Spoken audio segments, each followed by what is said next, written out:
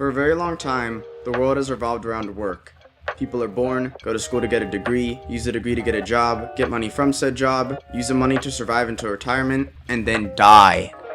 Now this cycle of life has been around for quite a while, but in the olden days, people still had time to appreciate other parts of life, such as connecting with loved ones and enjoying leisure activities, like reading newspapers. Over time, however, industry advanced. Corporations became larger and greedier, and more people moved into big cities. In the modern era, billions of people live and work in these urban areas. Every day, they live a fast-paced, work-centered lifestyle that has room for work, and also work. All the while, the giant companies they work for aren't satisfied and demand increasing productivity to outpace their competition. Living under these conditions leaves many longing for an escape, or for a better balance between life and work that can allow them to focus on the good in life. This desire to get away is shown in Stardew Valley, an indie video game released in 2016 by developer Concerned8. In Stardew Valley, the player begins the game as the new farmer of a small, rural location known as Pelican Town. Over the course of the game, the player can become involved in the town's various activities and socialize with its few, but good-natured residents. All the while, the obtrusive, glaringly corporate Joja Mart threatens the local mom-and-pop store and the sense of community in the town.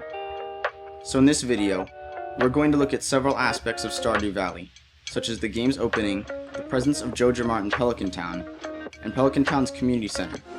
We will investigate how each one of these represents the desire to break free from the urban, work-centric lifestyle and demonstrates the greed of large corporations in the modern day. Point number 1. The game's beginning. Stardew Valley begins with a cutscene setting up the game's main story. The player is speaking with their dying grandfather, and the grandfather gives the player a letter. He tells them not to open it until the day they feel crushed by the burden of modern life. The game then cuts to 20 years in the future, and shows that the player now has a desk job at a company called Joja. It is here that we first see the game's stance on the work-centered lifestyle and large corporations in the modern day. In this scene, we can see the ominous slogans Joja has painted onto the walls, a threatening light system to tell the low-positioned cubicle workers when to work or not, and important-looking business people watching over the controlled workers. In the very next shot, we see more of these unsettling slogans, along with security cameras watching over everyone. The camera then pans to the player working at a cubicle, visibly not enjoying this oppressed way of living. We also see a few of the player's co-workers, one who doesn't seem to be enjoying modern life too much either, and another one who is, what is this guy's deal? The game then allows you to open the letter from your grandfather. The letter says that the player must have lost what matters most in life, and that they can find what they lost in Stardew Valley, the location of the grandfather's farm. The player then moves to Pelican Town, a place in Stardew Valley where they begin their new life as a farmer. To be honest, I'd quit too if I worked with this guy. I mean, look at him, Jesus Christ. So while only a few minutes long, the opening cutscene clearly demonstrates the toxic work-centered lifestyle of today. In the grandfather's words, we see the dramatic effect of modern life on people, and specifically on the player at his job at Joja. When urban life stops us from connecting with fellow human beings and appreciating the world around us, we either lose hope or manage to find an escape. The player does just this in the beginning of the game as they escape to Stardew Valley.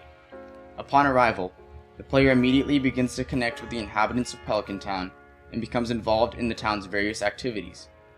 By allowing the player's character to escape, Stardew Valley gives the person behind the screen a sense of escape as well. The person playing as the character in the game may not leave their urban profession and become one with nature, but it is the virtual world in Stardew Valley that provides them with a form of escape from modern life in a world that opposes it. Point number 2. The presence of Joja Mart. While the player's character has quit their desk job and moved far away from its restrictions, the player does not completely get away from Joja. The company follows them in the form of Joja Mart, a local supermarket established in Pelican Town. Joja Mart, and more specifically its sleazy manager, Morris, are quickly revealed to be evil when the game shows their negative effects on the town, such as how they affect the local mom-and-pop store Pierre's with their larger discounts. Not much later in the game, the player is given a choice of whether to fully embrace their new lifestyle away from Joja, or to revert back to their Joja supporting roots when they are introduced to Pelican Town's community center. A shadow of what it used to be, the community center is run down and is clearly no longer the hub of activity it once was for Pelican Town's inhabitants. In a cutscene, the town's mayor tells the player that if one more person buys a Joja Corporation membership from Joja Mart, he will sell the community center to Morris and allow him to turn the place into a Joja warehouse.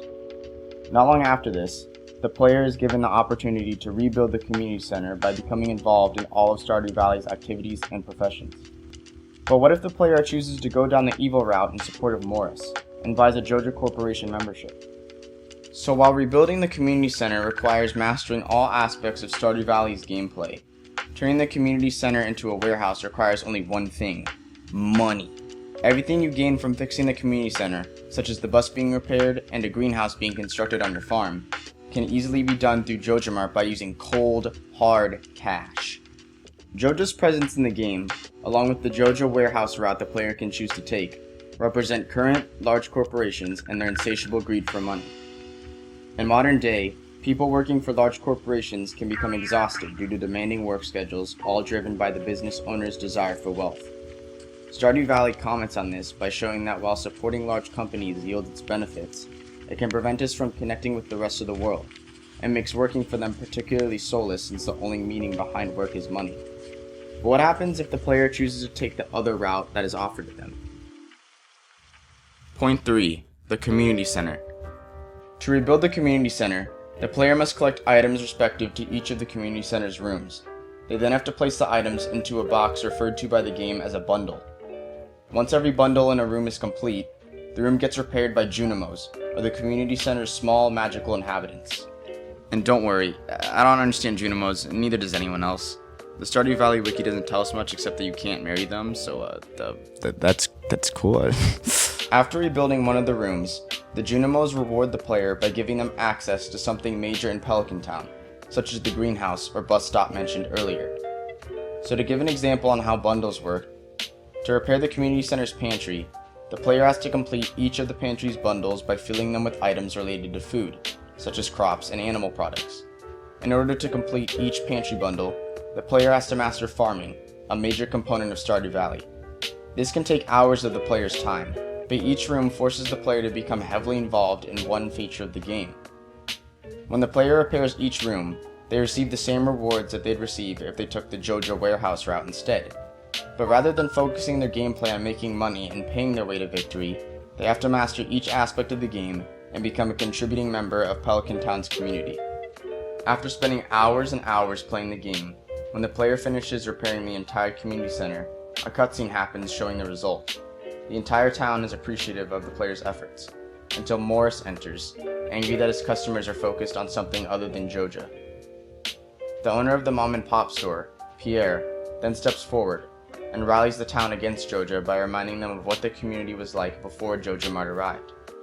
They all join his side and boycott Joja Mart until Joja leaves Pelican Town entirely and is never heard from again.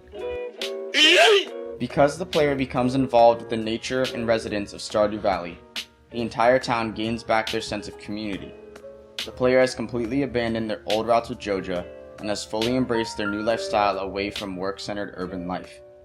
It is this idea alone that persuades the player to repair the community center, despite the fact that buying a Joja Corporation membership would have yielded the same physical rewards.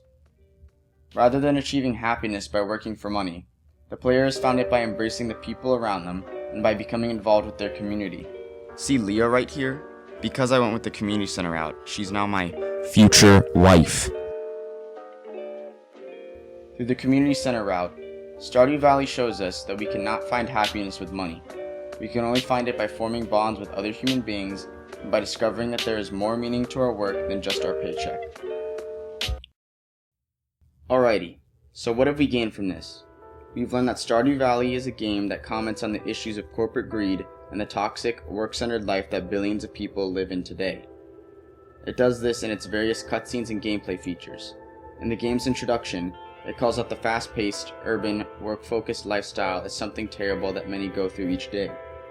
It reminds us of our desire to leave this lifestyle in search of companionship and meaningful outcomes behind our constant effort. Through the game's antagonist, Joja Mart, the game references the large corporations of today and how their overwhelming focus on money negatively affects its workers and the rest of society.